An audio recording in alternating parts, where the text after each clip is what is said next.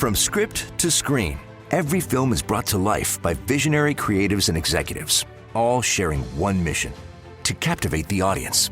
Hosted by award-winning movie strategist Kevin Goetz, our podcast, Don't Kill the Messenger, offers a filmmaking masterclass through intimate conversations with Hollywood's most influential voices. And now, your host, Kevin Goetz. I am fascinated by the paths that successful producers take.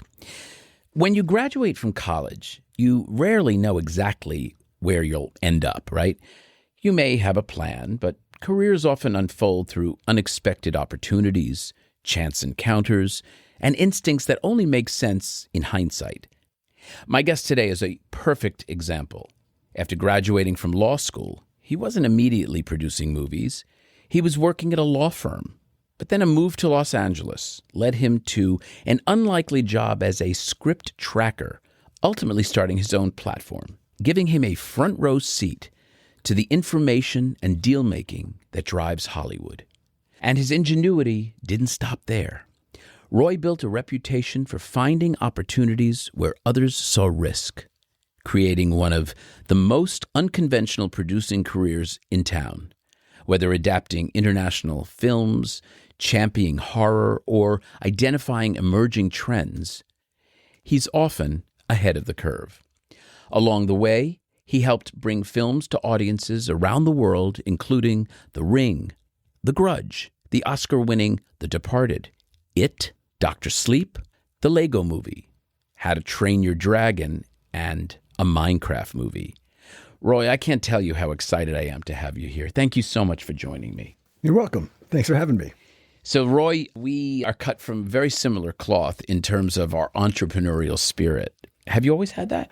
I think so. I always just did things whatever I felt like and felt right and just went with the flow all the time. Your dad was a doctor. Yes. Your mother was a stay-at-home mom? School teacher. She was a school teacher? Yes. She wanted you to be a minister, I understand. She's very religious. What religion? She was a Baptist. Wow. Yes. And so did you go to any kind of seminary school or theological school? Or? That was her desire. I had no interest in it whatsoever. She always tried to get me to go to church. It was just not my thing. You have siblings? I have a brother.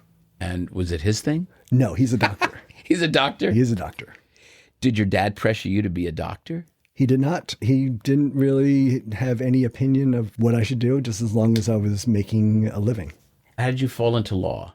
That was just something where it felt like the thing to do at the time. I just knew a lot of other people that were lawyers or going to law school, and it was near a house that I was living in D.C. If I told the 10-year-old Roy that you would have produced The Ring, The Grudge, It, Minecraft, Lego, and the success of those, what would you have thought at that age?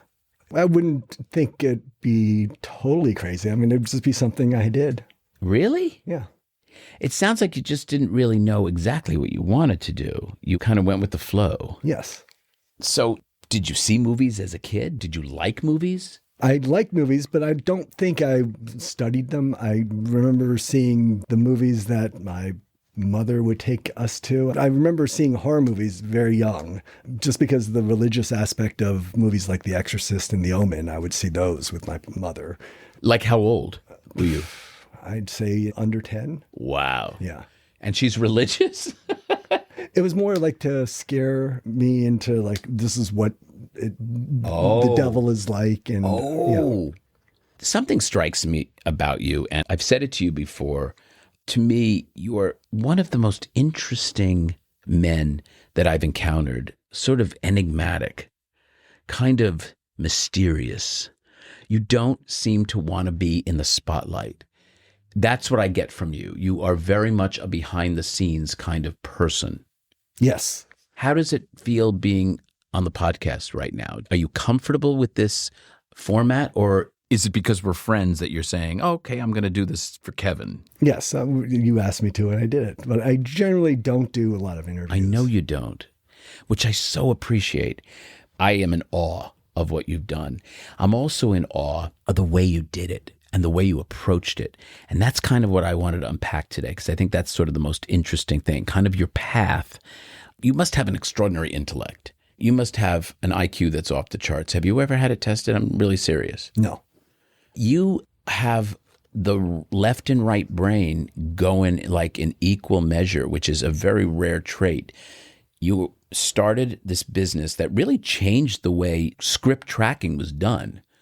So you come to Hollywood and you become a script tracker. Well, yeah, a development executive at a production company where I had to know what the scripts, the manuscripts, and all the new projects that are coming out of the agencies and management companies and publishing companies. What kind of company was it? It was a company called Alphaville. It was a production company. Who was running it? Sean Daniel and Jim Jacks. I love those guys. Jim, of course, passed away. Can you tell me when you left there and why you left to start your own tracking business? The tracking was done while I was at the company. It was more of a... But wasn't it your own sort of invention? Like, this is so inefficient? It was because like part of the job was to just know what the projects were that were coming out. And so we would, at the time, would spend the whole day calling other people in town and just getting their information and just forming your own little group of people that would share information, that would have deals at other studios. So you wouldn't necessarily compete with them at your own studio. Our deal was at Universal. So I would get to know somebody at Sony and somebody at Fox and somebody at Disney so that I would know what they would be receiving or know what the other people were receiving. And then we just put up a report at the end of the day and show what is out there. Or at the end of the week, you'd have the whole week's. Yeah, but you ended up commercializing it. Well, what changed was that people were maybe doing emails and just putting it there. I had created a database where it was a centralized repository. Yeah, one-page document that all of us could edit, put our comments to, as opposed to spending 8 hours a day. We could just go to this document, all share this one document, put up our information, and it would change it to 30 minutes a day. And did you make money from that? Yeah, about $60,000 every time I asked for like people to send me $100. At its peak, there were about 600 different executives on it, and I would just say, "Can you send me $100 just to expense it?" And Alphaville didn't mind you doing that? I just didn't tell anybody. Oh my God, I love you. It was just like one of these things where I just right, and you were benefiting them. Yeah, this saved them a lot of time. So I had to deposit it in less than $10,000 increments, but my mailbox would be filled with $100 checks. That's incredible. Did you ever think about like selling it? We did sell it eventually. Who's we? Well, when I was at Bender Spink, I was doing the tracking board there, and I sold it to a company called iFilm, which was a part of CNET, I think at the time. They were the owner of the company that I was at called OTX. Yes. That was in 2003 when I joined OTX from NRG. Mm-hmm. That's so funny. Yeah. iFilm was the company that Shelley Zalis sold OTX to, and then online research was sort of born. OTX is Online Testing Exchange. Yeah. So iFilm was the perfect place to sell that. So let's go to how you began as a producer. What attracted you to talent? You kind of came into it from an interesting way. Well, I was just looking for other areas that people weren't looking. And at the time, like 2001, 2000, there wasn't streaming, so you couldn't see all these foreign films, like the Asian films, other than through film festivals. Did you like Asian films? I had not seen any of them other than the Godzilla ones that were released theatrically. And, like the Japanese versions. Just like I wouldn't say I'd see anything but those, and maybe rarely saw any Asian films. Were your parents first generation? Yes. Korean? Yes. Ah. Did you watch Korean films? Never had seen one. So, yeah, I was just looking at other areas and also seeing that the development to production conversion rate was under 5%. So, like, of all the projects that were set up at a studio, if you set up a studio... You mean in Hollywood? In Hollywood, yes. Got it. So you would set up a project and you'd read about it, but less than 5% of those get made from the announcement to production. Now, I've never heard that figure. That's a very interesting figure. I wonder what it actually is that are not reported. Yes, it's much lower. Of course. And so that's where I realized at the time I'd have to do at least 20 development projects to get one made. Oh, you're speaking my language, Roy. And also, I once had a slide in a presentation called Sundance or Vegas. And I proved how Vegas was more advantageous if you wanted to play the odds. Yes. And I really proved it because there was X number of submissions and this many got picked up and this many worked for the festival, and then this many got seen, and this many got awarded, and this many got finally sold, and it was minuscule. So that's a really interesting way to look at it, because now you're saying, how am I going to be in this conversation? And it was about volume. Yes. 20, you figured, projects? Yeah, so I just decided to go get the rights to 25 Asian film titles. What'd you get? The Ring, The Grudge, The Departed, Eight Below, Lake House, The Eye. Who were you working for at this time? I was just working for myself. So you left Bender Spinks by now. I was working at their offices. But you were working with them or for them? With them. At one point, you were working Yes. with them. So now you have offices. You're on your own now. And how'd you pay for these? I didn't have to pay for them at all. I just got them the deals in order to, just like when a producer gets a script, they don't pay for the script when they set it up for development. The studio pays the screenwriter. Well, you certainly do it if you're an independent. I've optioned many things in my life. Yeah, I was wanting to be a studio producer. Aha, hold on. You made a decision that you were not going to do this independently, that you were going to go set them up big. Yes. And make big bet movies. Yes. That's also a very interesting choice that you made. So that's why I wouldn't pay for them. I would have a studio pay for them. And so because of the fact that I had created that tracking board system, I had known 600 executives and producers, other people in town, in order to just get access to and people. A meeting, or they also knew I had knowledge of what is going on around town. Interesting. So as a young guy coming up in the business, I would work on the guest list at screening events in my early years at NRG. And I wanted to do that job because guess what? I had to check everyone in. So I knew who was who. Aha, that's that guy. Oh, that's Barry Diller. Oh, that's whoever it is. And as a result of that, I would strike up conversations. And then I would see them again, and then again, and then again. And then they would see me in the theater seating them. And then they would see me coordinating focus groups. And then they would see me moderating focus groups. So they watched my evolution. And we're talking only 2-3 years. And then I became sort of the moderator that people started requesting. And that's because of building relationship early on. And you built relationships early on. What was your first sale? Who did you sell it to? DreamWorks. Walter Parks specifically? Yes. Did you get in a meeting with Walter Parks? No. Mark Surian was an executive there who lived less than a mile away from me. And you knew him from the business? He was in my specific tracking group. Got it. And so you said, hey, I got something. Can I come in and talk with you? I actually just went over to his house and watched the movie with him. And he said what afterwards? He said, let's get the rights and remake it. Wow. What'd they pay for him, remember? $1.3 million. You are kidding me. That much? Mm-hmm. And how many subsequent movies did it spawn? 3 so far. We're working on another one. And that meant you were kissed in for... Yes. That is just great, Roy. And then you do the same with The Grudge. Yes. The Departed. Lake House, you moved Keanu Reeves and Sandra Bullock? Yes. God, I've worked on every one of these movies. You and I have seen each other a lot over the years. But ironically, as I said earlier, we didn't have that much interaction because you never had bravado. You never needed to be at the center. And you always intrigued me. And it wasn't until recently, and I finally shared that with you. And maybe you were surprised. I mean, we've had a lunch before, but we never really palled around.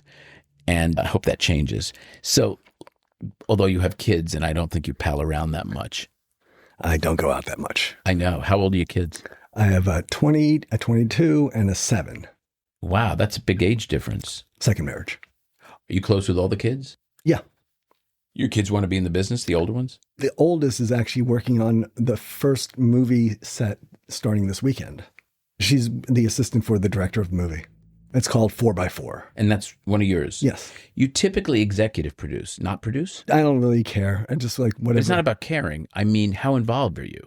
In various involvement. Because this year we have about 18 different productions, so I can't really be involved with everything. What's the name of your company? Vertigo. Vertigo has 18 Some are sequels, pictures. Some are Who TV cares? shows. I mean, who has 18 projects? How many people work for Vertigo? 6 people. But that's why we have partners on things, and we're just involved with all these. Look at him. Listeners, again, the sweetest man. Do you ever get angry? I try to go a whole year without losing my temper with somebody, but like every now and then I do get angry. You don't have to give me a name, but you're so even-tempered. I want to know when you lost it. Over what situation? Well, somebody called and accused me of doing something. Like wrong. Wrong. And you don't play that game. Yeah. Who runs your company? Other than yourself, obviously. Well, everyone can do whatever they want in terms of the amount of how much they want to participate on projects. Is he a dream or what? Okay, God. I have so many questions. I'd like to know what it is about your spidey sense or your gut brain that tells you that something's going to work. Give me either the visceral, the intellectual, is it both? Process that you go through after reading a script. Well, I always want to love a script. I mean, let's stop right there. That alone is very revealing that you always want to love a script. I just came back from a lunch meeting before this podcast, and one of the things we talked about was how most people want to say no.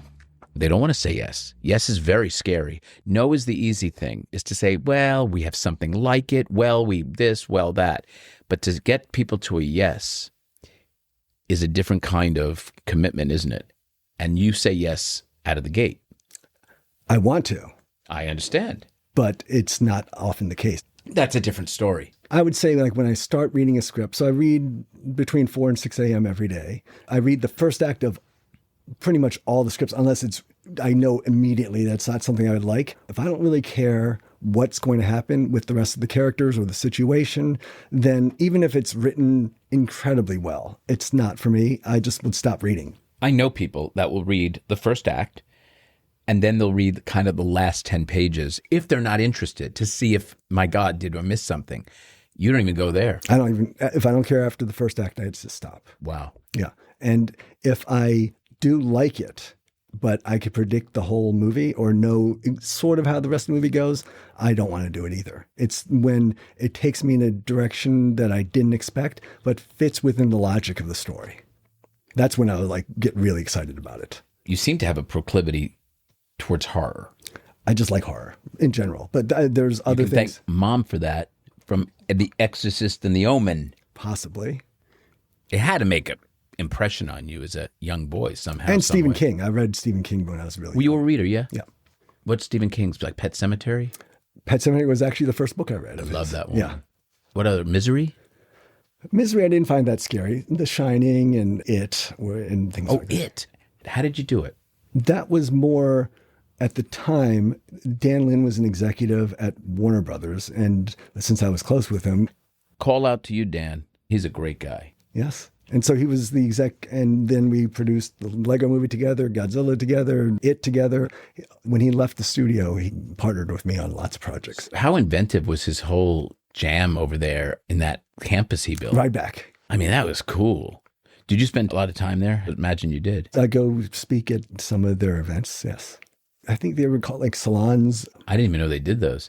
So It, you partnered with Dan Lin, who had the rights to that book. At the time, people didn't realize that Warner Brothers did own the rights because it was made by a television company for ABC. So people just assumed it was ABC, and it was actually done by Lorimar, which was then acquired by Warner Brothers. At the time, it was just sitting in the library. When I first brought it up with Dan, I was like, you guys own the rights. You mean you knew that going into Dan? Yes. Well, I had done the research right. on how to get the rights. And Warner's just didn't do anything with it. They hadn't done anything with it. But at the time, they didn't have a database of things to know what IP they owned. For some reason, they just wanted it to be a little bit harder for people to figure out.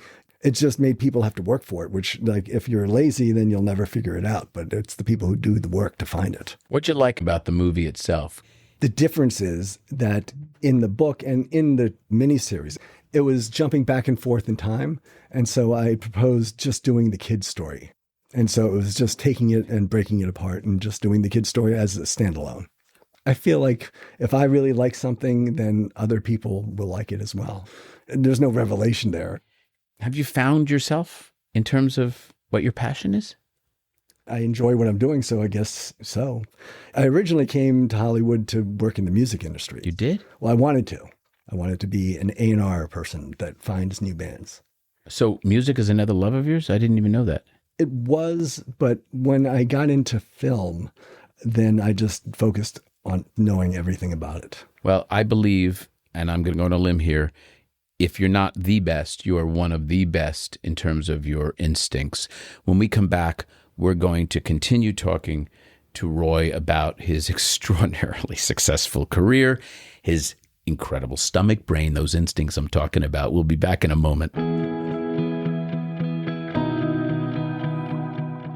Listeners, the Motion Picture and Television Fund is a nonprofit charitable organization that supports working and retired members of the entertainment community. This wonderfully run organization offers assistance for living and aging with dignity and purpose in the areas of health and social services, including temporary financial assistance, case management, and residential living, and has been a crucial lifeline to thousands during and beyond critical times that our industry continues to experience. To learn more, visit mptf.com.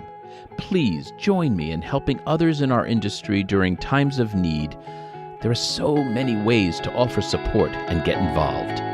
Thank you. We are back with Roy Lee, someone who I have a great reverence for, mainly because you're a renegade. You don't do things conventionally, and you're so bloody chill, but in a way that I find enviable. You don't like the press. I know you had a pretty extensive New Yorker article written about you, and I think you were not crazy about it for a few reasons, right? It wasn't the most flattering article. But how could someone not say flattering things about you? How would they learn anything not flattering about you? You're not exactly a gregarious spirit who's going to spill the beans about this or that, or you certainly feel kind and elegant to me. Well, I could have a dark side. I don't see that at all. Well, if I don't like somebody, I will do things to them that... Like passive aggressively? No, overtly. But I wouldn't even care if they knew it was me. Okay, well, note to self, stay on Roy's good side. Let me turn to something that you know inside and out, movies. And in particular, this new generation coming up. You said two of your kids are ages 20 and 22, who are just sort of making their way into the world. What do you make of their generation and kind of the way they connect with films? They're telling great stories and creating content for their own generation. FUBU, for us, by us. Yes. And that has great relevance because you saw and got involved in a movie called Barbarian. Yes. That one was one of those scripts I knew immediately. How did you know that? As I was reading it, I was like, oh, I sort of know where this is going to go. Because like when you see the movie, you think that the movie is going to be all about the torture of this woman by That's the guy. fair. That's fair. And so I was like, the first act, I know what's going to happen. But the characters were written so well. And the dialogue, I knew that there was something layered within. Where did you get the script? This was given to me by another producer at Boulder Light. And said, hey, Roy, I think there's something here. Yes, because I had met them and they were making a lot of movies that were sub $100,000 and they wanted to break into the studio system to do studio movies, but they were having a difficult time accessing it because they were coming in from a different angle and not having the relationships on the studio level. They were just doing their own tiny indie movies. And so I told them, send me your favorite script and I'll see. What was your next move after you said, I want to do it? You didn't pay for it again. You went to a studio. All the studios passed. Wow. Yes. All of them? All of them. Then we had to do an independent movie. But you don't do independent movies. Well, at the time, this was COVID time, I believe, and this will go into a whole different area, but like during COVID, pivoted the company to do smaller crews, limited cast, limited crew. And so I'd be doing movies like Watcher, Stranger Darling. Did you pay for Barbarian? No, I would find people who... Oh, you went to New Regency? Yeah. So even then, independently, you went to still get money for it. You weren't going to put your own money in. Correct. Have you ever put your own money in a script? No. In development? Never? No. Insane. In fact, it was New Regency, when we gave them the script and the budget, they were like, this is too low. You gave us an additional $1 million to make it. Did you spend it? We ended up spending it, yes. But I mean, it was $4.5 million, but our budget was originally $3.5 million.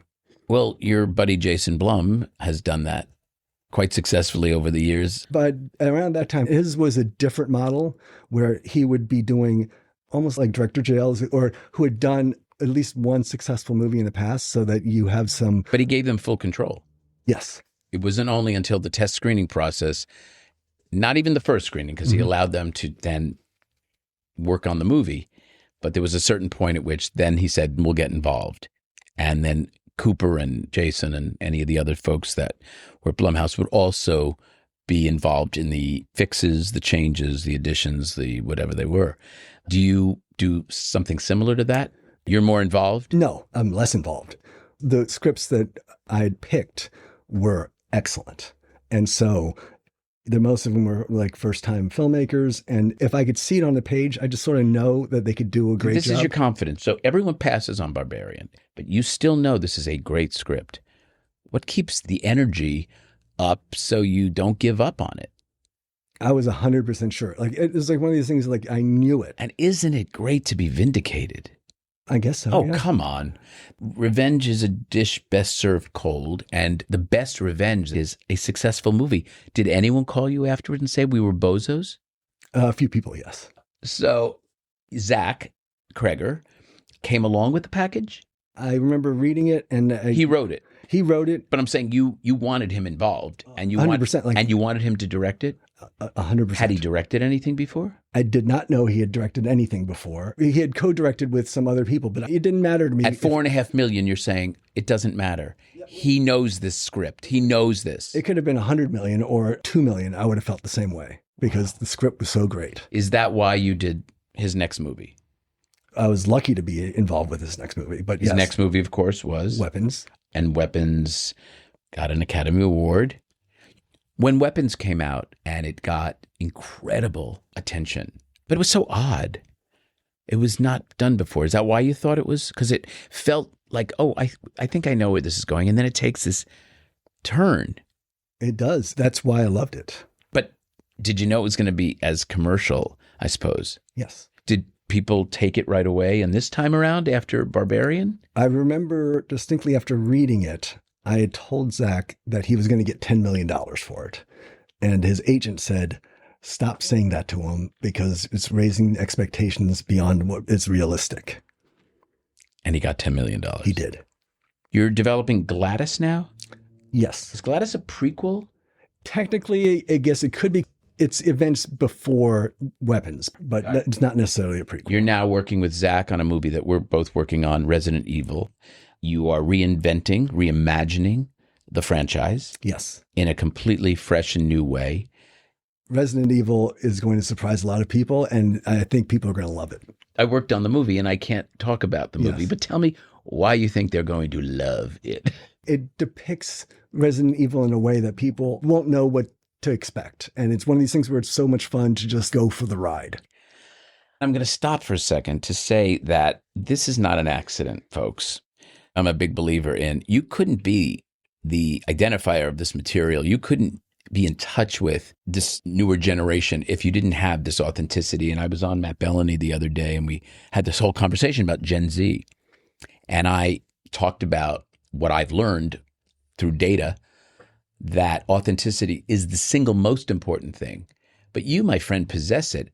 I look at it this way. Some people have taste and some people don't. And I believe I do have good taste. You have both good taste and commercial taste, because I know a lot of people who do have good taste, but no one's going to see it. And you somehow have the left and right brain that you can identify. Not only is it a good script, but people are going to love it. Now, for you, that may feel one and the same, but it's not for everybody, I can assure you. You know what I mean? I guess so. When I saw Infernal Affairs. Infernal Affairs. Infernal Affairs. Not Internal Affairs. Correct. And that was a Hong Kong movie? Yes. And it ended up being? The Departed. The Departed, which won the Oscar. Yes. When I saw that movie for the first time, I knew immediately it was a home run. There's no doubt in my mind this would be an amazing movie. And there was no question in my mind. It was just like we had to do it. And so then I just aimed high from putting it together. And so when it was originally set up, I went to Brad Pitt first. And he saw it, and that's why he's a producer on the movie. Boy, you called it. So zooming out, let's go back to your first projects. When you did your first 25. Yes, the 25 Asian films for 25 months straight. Wait a minute. You made all of them? Oh, no. We only made 18 of them. But Hold on. You had 25 rights to Asian movies that you set up 18 of them? No, I set up all 25, made 18 of them. I've never heard that. Is it just because after the 7th or 8th, they would just come to you and they did whatever you sort of wanted them to do? No, I had already amassed the collection and I just spaced it out because I didn't want to have too many at the same time. So I would just do one a month. I'm curious. Give me one that never got made. My favorite one that didn't get made was called The Chaser. Why?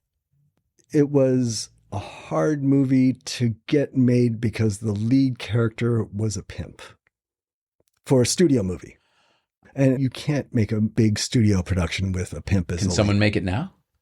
Yes, I would revive it, but I'm pretty much moving past, because after the 25, I was moving on to different, like right now I'm in 25 video games. So I'm just doing different things.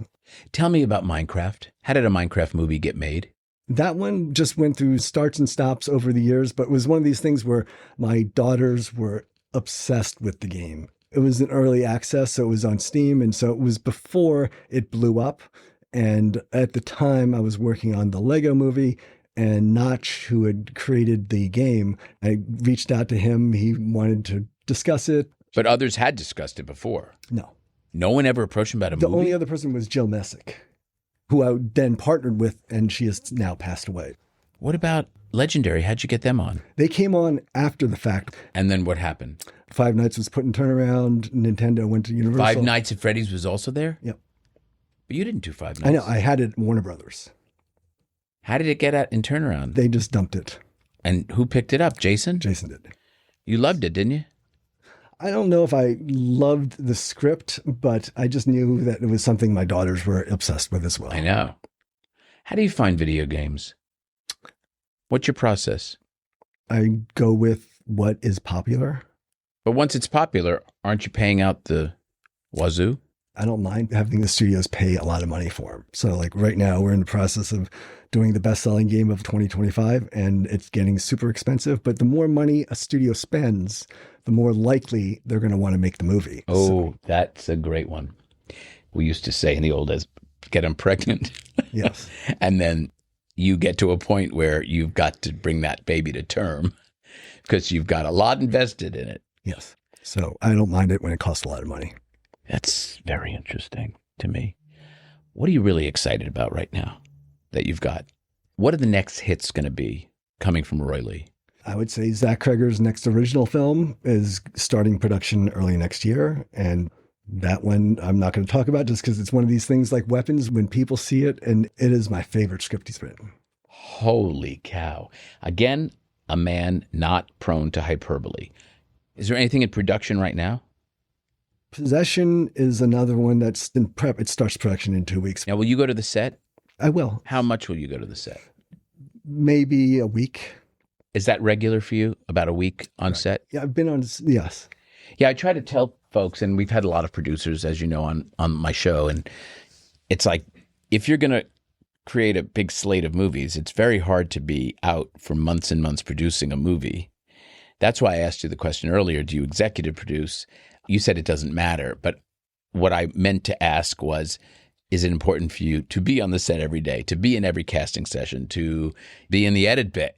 And it's not to you. No. If you have... In fact, you couldn't do the volume you're Yes. doing if you were that guy. I work with people who are much smarter than me within my company and partners on projects. Who's a director you'd like to work with that you haven't? David Fincher? Have you met with him? I have. David, if you're listening, let's get that going. I'd love to see what you do with Fincher. I think he's one of the most talented filmmakers of his generation, clearly. I think I'll have something that he'll want to do in the next 5 years. Wow. You mean something that you're working to get or something that you just think the stars will line up finally? Something I'm working to get. Yeah. What excites you other than movies and so forth? What's your kind of leitmotif? What gets you going? Like when you have downtime or when you are not thinking about films? Well, in the past few years, I started building custom Lego builds. What's one that you've done that's like crazy? I've built a bunch of Calvin and Hobbes. How big are they? Like 300 to 500 pieces. That doesn't sound that intense. Well, 300. I've built a 10,000 piece. That's what I'm getting at. And do you buy those? You buy the instructions on Rebrickable, and then you upload those parts to the Bricklink, and then they send you these huge bags of parts. How long does a 10,000 tile Lego sculpture take? 3 days. That's it? For 10,000 pieces? I mean, I just built it last weekend. So do you destroy them then? Or do you save all of them? I'm going to be putting them in my new office building. I was going to say, because your wife's like, probably get them out of here. Oh, yeah. If you saw my office, it's a lot of things that my wife had already told me to get them out of the house. What's Roy Lee's superpower? I never really thought of that. Having good common sense, of being able to make good decisions and being able to capitalize on situations whenever they arise. What did you learn from a mistake that you made? Because I think it's really important to unpack for particularly younger filmmakers or people getting into the business where they can say, if someone had told me this going in, I would have saved a lot of time. If someone had given me your tracker, as opposed to having it done manually and making 8 hours turn into 30 minutes. I wouldn't change anything I've done in the past to get to where I am now. I don't say something that different from that. I really don't. Because it's all the perfect path, isn't it? Yes. It all gets you from one to the other, and even the mistakes. I often say, and I don't know how you feel about this with your own kids and so forth, I tell it to the boys that I have helped co-parent. I say, it's okay to make mistakes, but it's not Groundhog Day. You don't get to make the same mistake again. You learn from it and press on, but own it, live it, understand it, and then don't do it again. You feel similar to that philosophy? Yeah, but I can't feel like I made that many mistakes. Like things that maybe little things, but like what are you most proud of? I guess having the library of films like Barbarian to It to Lego, just having movies that I'm very proud of. What are you most proud of in your personal life? My family and everything, that we're just living a very comfortable and happy life. You a good dad? I am. What would you tell that young filmmaker starting at graduating from NYU or USC or anywhere, coming into the world right now? They're getting out. They want to be in the film business. And they want to find that differentiation that Roy Lee found. What should they do? Well, everyone would say just make your passion, but I don't think I would say that to everyone just because some people shouldn't be making movies. And it's only the ones that are super talented and can tell a story should be making them. But everyone thinks they are talented and everyone thinks they can make them. So what would you tell someone coming out into the world? I think I'm thinking of it like, what would I say? I think I'd probably say have a network of people who are like-minded. Get in a group of people that you can be creative with, bounce ideas off, try to make something. I would say make a short. I think that's what the next generation of filmmakers are going to be using, AI or some sort of tool to show a narrative way of telling a story that is going to get them attention. You watch shorts? I watch lots of shorts. You do? Have you ever asked for a meeting with a filmmaker because of a short? Yes. Wow. In fact, the movie His House was from watching a short called Tickle Monster on YouTube and contacting him on YouTube. And after the movie was made with New Regency, he won a BAFTA for Best New Filmmaker, and it's 100% on Rotten Tomatoes. Wow. Now, I'm not accusing you of anything, but I'm asking the question, why did you not get Obsession, and why did you not get Back Rooms? I met with Kane when he was 16. I just didn't think that anyone would finance a movie for a young person like that. You saw the talent? I did. Damn, boy. You did. He met with a lot of producers. I know, but I'm saying, so you did. But you didn't, did he have that script? He did not. Were you envious that they made it, that it got away from you? because those were so successful? Of course, I'm envious, but I'm very happy that it happened. I'm glad. I am too.